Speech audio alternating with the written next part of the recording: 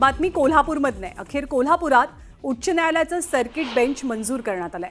Circuit बेंचमध्ये 18 ऑगस्टपासून कामकाज सुरू होणार आहे। यामुळे कोल्हापूर, सांगली, सातारा, सिंधुदुर्ग आणि सोलापूर या जिल्ह्यांना लाभ मिळेल। सीपीआर समोरच्या इमारतीमध्ये सर्किट बेंचचं कामकाज सुरू केलं जाईल। तुळजाभवानी मंदिरात आजपासून पुढचे 10 दिवस केवळ मुखदर्शन सुरू असेल। मंदिराच्या गाभाऱ्याच्या दुरुस्तीसाठी हा निर्णय घेण्यात आलाय। दरम्यान तातडीनं काम पूर्ण करून प्रत्यक्ष दर्शन सुरू करण्याची मागणी भाविकांनी केली आहे। दौंडच्या यवतमध्ये 2 गटात मोठा तणाव निर्माण झाला। सोशल मीडियावरती आक्षेपार्ह पोस्ट केल्यानं 2 गटात राडा झाला। दरम्यान यवतमध्ये पोलिसांचा मोठा बंदोबस्त तैनात आहे। दौंडच्या यवतमधील तणावानंतर सर्वपक्षीय नेत्यांकडनं आणि पोलिसांकडनं शांततेचं आवाहन करण्यात आलंय। अफवांवर विश्वास न ठेवण्याचं आवाहन पोलिसांनी नागरिकांना केलंय। बाहेरच्या व्यक्तीने चुकीचा स्टेटस ठेवल्यामुळे यवतमध्ये तणाव निर्माण झालेला, मात्र परिस्थिती नियंत्रणात असल्याचं मुख्यमंत्र्यांनी स्पष्ट केलं। बेकायदेशीर काम करणाऱ्यांवरती कारवाई होणार असल्याचंही मुख्यमंत्र्यांनी सांगितलंय। तर अजित पवारांनी यवतमधल्या घटनास्थळी जात भेट देत आढावा घेतला। अफवांवर विश्वास ठेवू नका आणि कायदा हातात घेऊ नका असं आवाहन उपमुख्यमंत्र्यांनी केलं। शिवसेनेचे माजी नगरसेवक कमलेश राय यांना अटक झाली आहे। एका बांधकाम साईटवरती 50 लाखांची खंडणी मागितल्याप्रकरणी मुंबईच्या अंधेरी एमआयडीसी पोलिसांनी ही कारवाई केली। कमलेश रायनं याआधी 8 लाख रुपये घेतल्याची माहिती असून आज 5 लाख रुपयांचा दुसरा हप्ता घेताना त्याला रंगेहात अटक झाली आहे। मुंबईच्या छत्रपती शिवाजी महाराज टर्मिनस येथील मेट्रो स्थानकाच्या नावावरून ठाकरेंच्या शिवसेनेनं विरोध दर्शवलाय। मेट्रो स्थानकाला कोटक छत्रपती शिवाजी महाराज स्थानक असं नाव दिल्यामुळे तीव्र निषेध नोंदवला जातोय। मुंबईतल्या बोरिवली पश्चिम भागातील अनधिकृत बांधकामांवरती बीएमसीनं कारवाई केली आहे। अनधिकृत फेरीवाले, स्टॉल, हातगाडी आणि रस्त्याच्या कडेला असलेल्या खाद्यपदार्थांच्या स्टॉलवरती ही कारवाई झाली आहे। पिंपरी चिंचवडमध्ये भर दिवसा एका व्यापाऱ्यावरती गोळीबार झाला। यात 20 वर्षीय व्यापारी गंभीर जखमी झालाय। गोळीबाराचं कारण अद्याप अस्पष्ट आहे। यामुळे पिंपरी चिंचवड पोलिसांच्या कार्यक्षमतेवरती प्रश्नचिन्ह उपस्थित होत आहे।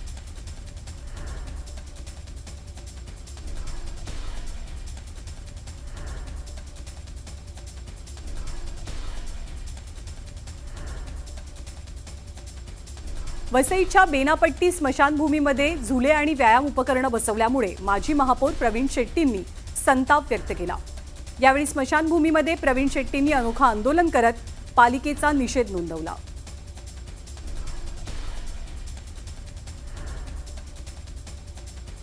इंडिया आघाडीचे खासदार येत्या 8 ऑगस्टला केंद्र सरकार विरोधात आक्रमक भूमिका मांडणार आहेत। याच दिवशी ते संसद भवन येथून केंद्रीय निवडणूक आयोगाच्या कार्यालयापर्यंत पदयात्रा काढतील। निवडणूक प्रक्रियेबाबत वारंवार शंका आणि त्यासोबत मतदार याद्यातील अनियमितता आणि स्वायत्त संस्थांवरील राजकीय हस्तक्षेप याविरोधात निषेध नोंदवला जाईल। मतदान चोरी झाल्याचा गंभीर आरोप राहुल गांधींनी केलाय। कुणालाही सोडणार नाही असं म्हणत राहुल गांधींनी निवडणूक आयोगाला इशारा दिलाय। भविष्यात मंत्र्यांची एकही चूक किंवा कुठली चूक ही खपवून घेतली जाणार नाही।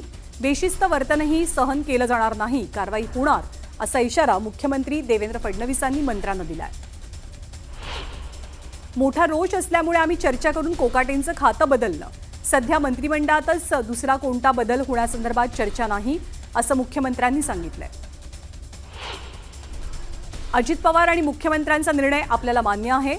आपण नाराज नाही, उलट आपण आनंदी आहोत असं माणिकराव कोकाटे म्हणतात। दत्ता भरणेंकडे खातं सोपवल्यामुळे या खात्याला निश्चितपणे न्याय मिळेल अशी आशाही त्यांनी व्यक्त केली। केवळ खातं बदलून चालणार नाही, खातं बदललं म्हणजे कोकाटेंनी काहीही करण्याची सूट आहे असं मानू नये अशी टीका अनिल परब यांनी केली आहे। आरोप असलेल्या मंत्र्यांवरती राजीनाम्याची कारवाई व्हायला हवी अशी मागणी अनिल परबांची आहे। भाजप आणि शिंदेंसोबत गेल्यानंतर अजितदादांनी मलाही कृषी खात्याची ऑफर दिली होती, मात्र ग्रामीण भागातला मंत्री असला तर तो अधिक न्याय देऊ शकेल, त्यामुळे मी त्यावेळेला कृषी मंत्री होण्यास नकार दिल्याचं छगन भुजबळांनी सांगितलंय। माणिकराव कोकाटे यांची कृषी मंत्री पदावरनं उचलबांगडी केल्यानं लातूरमध्ये छावा संघटनेच्या कार्यकर्त्यांनी जल्लोष केलाय। यावेळी फटाक्यांची आतषबाजी करत कार्यकर्त्यांनी आनंद साजरा केला। पुण्यात अजित पवारांनी आपल्या भाषणातनं फटकेबाजी करत आपल्या खास शैलीत कार्यकर्त्यांना तंबी दिली। तुम्ही आता राष्ट्रवादी काँग्रेसचे पदाधिकारी आहात, कधी कुठे कोणती चूक होऊ देऊ नका असा इशारा अजितदादांकडून दिला गेला. धनंजय मुंडेंनी आपली 3दा भेट घेतली आहे, मात्र या भेटीदरम्यान मंत्रिपदासंदर्भात कोणतीही चर्चा झालेली नसल्याचं देवेंद्र फडणवीसांनी सांगितलंय. मंत्रिपदाचा निर्णय घ्यायचा असेल तर आम्ही तिघेजण एकत्रित निर्णय घेऊ असंही त्यांनी नमूद केलं. मतांसाठी हिंदू टेरर हा शब्द निर्माण केला गेला. मालेगावच्या निकालानंतर राजकीय षडयंत्र उघड पडलंय. हिंदूंना आतंकवादी, हिंदूंना दहशतवादी ठरवण्याचं काम काँग्रेस पक्ष करत होता अशी टीका केली आहे मुख्यमंत्री देवेंद्र फडणवीसांनी. केंद्रीय मंत्री नितीन गडकरींना लोकमान्य टिळक पुरस्कार प्रदान झालाय. पुण्यात लोकमान्य टिळक पुरस्कार प्रदान सोहळ्याला मुख्यमंत्र्यांसह दोनही उपमुख्यमंत्र्यांची हजेरी होती. परवाना परत केला याचा अर्थ सुटका होत नाही. चोरानं चोरीचा माल पोलिसांना दिला असं म्हणत अनिल परब यांनी गृहराज्यमंत्री योगेश कदम यांच्यावरती निशाणा साधला. सावली बारमध्ये डान्स बार सुरू होता हे सिद्ध झालंय. आता गृहराज्यमंत्र्यांची सुटका नाही असं अनिल परब म्हणतात. आतापर्यंत सावली बारवरती 4 वेळेला छापा पडला. मुख्यमंत्र्यांकडे सगळे पुरावे दिलेत. मुख्यमंत्र्यांनी कणखरपणा दाखवावा आणि गृहराज्यमंत्र्यांचा राजीनामा घ्यावा असं अनिल परब म्हणतात. मांडेकर गोळीबार प्रकरणानंतर अजित पवारांनी पक्षाच्या नेत्यांना आणि कार्यकर्त्यांना सल्ला दिलाय. चौफुल्यात जाऊन तडफडू नका, कुठेही ठोयठोय करू नका असं अजित पवार या कार्यक्रमाच्या वेळी बोलताना पाहायला मिळाले. ठाकरे गटाचे नेते माजी खासदार राजन विचारे यांच्या वाढदिवसानिमित्त कार्यकर्त्यांनी ठाण्यामध्ये बॅनरबाजी केली आहे. बाप तो बाप रहेगा या आशयाचे बॅनर्स यावेळेला झळकलेत आणि यातून शिंदे गटाचे खासदार नरेश म्हस्केंनी टोला लगावलाय. बुलढाण्याच्या लोणार तालुक्यामध्ये अतिवृष्टीची पाहणी करण्यासाठी आलेले पालकमंत्री मकरंद पाटील यांचं अनोख्या पद्धतीनं स्वागत झालं. शिवसेना उभाटाच्या पदाधिकाऱ्यांनी शेतकऱ्यांच्या समस्यांच्या 10 प्रश्नांचे लेबल चिकटवलेला हार पालकमंत्र्यांना घातला आणि त्यांचं स्वागत केलं.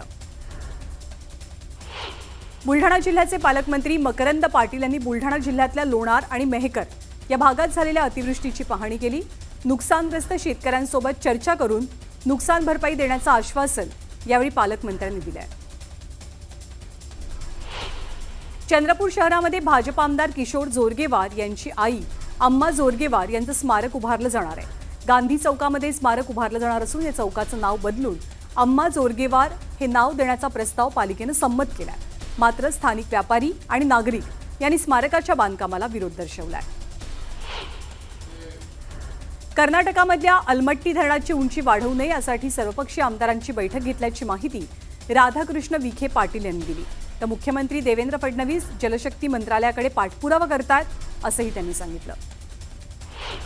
परळीतील व्यापारी महादेव मुंडे हत्या प्रकरणाचा तपास जलद गतीनं करा, आरोपींना तात्काळ अटक करा अशी मागणी मराठा आंदोलनकर्ते मनोज जरांगे पाटील यांनी सरकारकडे केली आहे. नाशिकमध्ये क्रेडाई नाशिक मेट्रोच्या पुढाकारानं एरोनॉमिक्स 2025 अभियान राबवलं गेलं. मंत्री पंकजा मुंडेंच्या हस्ते या अभियानाचा शुभारंभ झाला. या अभियानात शहरातील 40हून अधिक संघटनांनी सहभाग घेतलाय. अकोल्याच्या जिल्हा स्त्री रुग्णालयातील निविदा प्रक्रियेमध्ये घोटाळा झालाय. या प्रकरणात जिल्हा शल्य चिकित्सासह 2 उच्च पदाधिकाऱ्यांना निलंबित केलं गेलंय. एकाच वेळेला 3 अधिकाऱ्यांचं निलंबन झाल्यानं अकोल्याच्या आरोग्य विभागाच्या वर्तुळात मोठी खळबळ उडाली आहे. मालेगाव बॉम्बस्फोट निकालानंतर मालेगावात पोलिसांचा मोठा बंदोबस्त तैनात केला गेलाय. शहरातले सर्व व्यवहार सुरळीतपणे सुरू आहेत. दरम्यान नाशिक जिल्हा ग्रामीण पोलीस प्रमुख बाळासाहेब पाटील शहरामध्येच तळ ठोकून आहेत. बुलढाण्यामध्ये समृद्धी महामार्गाच्या संरक्षक भिंतीमुळे शेतकऱ्यांच्या शेतात मोठ्या प्रमाणात पाणी साचलंय. त्यामुळे शेती पिकांचंही प्रचंड नुकसान झालं. नुकसान भरपाई मिळावी अशी मागणी शेतकऱ्यांची आहे. वाशिम जिल्ह्यात गेल्या वर्षीच्या तुलनेत यंदा पीक विमा योजनेला शेतकऱ्यांनी अल्प प्रतिसाद दिलाय. पीक विमा काढण्यात 55% घट झाली आहे. शासनानं 14 ऑगस्टपर्यंत पीक विमा काढण्यासाठी मुदतवाढ दिली आहे. शेतात राहून कुक्कुटपालनाचा व्यवसाय आणि शेती सांभाळणाऱ्या वृद्ध दाम्पत्याच्या घरात पाणी शिरलं. साकोली शहरातल्या जुन्या वस्तीतील तलाव फुटल्यानं मोठ्या प्रमाणात पाणी शेतात आलं. दरम्यान या वृद्ध दाम्पत्याला सुखरूपपणे बाहेर काढण्यात आलं तर पाण्याच्या प्रवाहात कोंबड्या वाहून गेल्या. चिपळूण MIDC येथील पंपाचं बिल थकीत असल्यानं महावितरणनं नगर परिषदेचं वीज कनेक्शनच बंद केलंय. नगरपालिकेनं महावितरणनं थकवलेल्या करामुळे सब स्टेशनला टाळं लावलं. यामुळे वीज पुरवठा खंडित झाला आणि नागरिकांना नाहक 3 तास अंधारात राहावं लागलं.